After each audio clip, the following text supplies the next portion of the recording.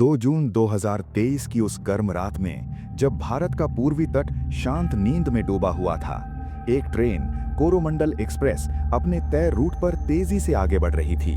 ठीक वैसे ही जैसे हर दिन हजारों मुसाफिर अपने सपनों की तरफ बढ़ते हैं। लेकिन कोई नहीं जानता था कि आने वाले कुछ सेकंड इतिहास के सबसे दर्दनाक पलों में बदलने वाले हैं।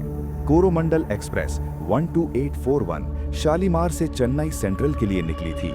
शाम ढलते ढलते यात्रियों ने चाय, बातचीत, थकान और सफर का रोमांच समेट लिया था। कोई घर लौट रहा था, कोई नौकरी पर जा रहा था, कोई किसी से मिलने की उम्मीदों के साथ सीट पर झुककर सो चुका था।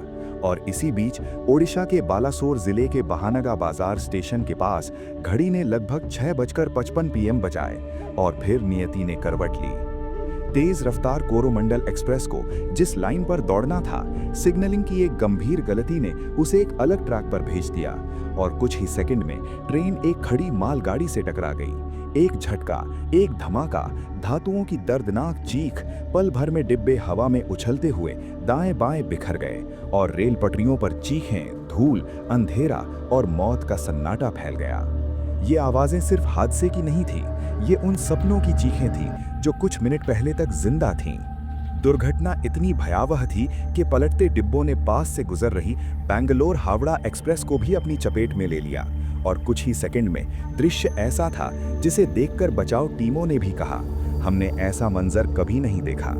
इस हादसे में 290 से अधिक लोगों की मौत और 1000 से अधिक यात्री घायल हुए।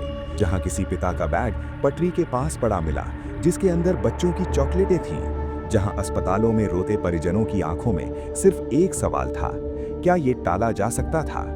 सरकार की जांच ने साफ कहा कि ये हादसा इलेक्ट्रॉनिक इंटरलॉकिंग सिस्टम की गंभीर त्रुटि से हुआ, यानी सिग्नल में आई गड़बड़ी ने ट्रेन को गलत ट्रैक पर भेज दिया और फिर सब कुछ ही सेकंड में खत्म हो गया। राहत कार्य पूरी रात चला। सेनाओं, NDRF, ODRF और सैकड़ों स्थानीय लोगों ने मिलकर अंधेरे में टॉर्च की कमजोर रोशनी में लोहे को काट काट कर जिंदगियां निकाली।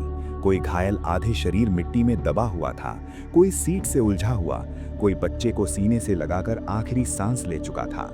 लेकिन इन दर्दनाक पलों में भी इंसानियत जिंदा रही। एक स्थानीय किसान ने 3 घंटे तक अपने खेत का पानी रोककर बचाव टीमों के लिए रास्ता साफ किया। और जब सिस्टम की एक छोटी सी चूक होती है तो दर्द सबसे ज्यादा उस आम आदमी को झेलना पड़ता है जो सिर्फ एक सुरक्षित सफर चाहता था।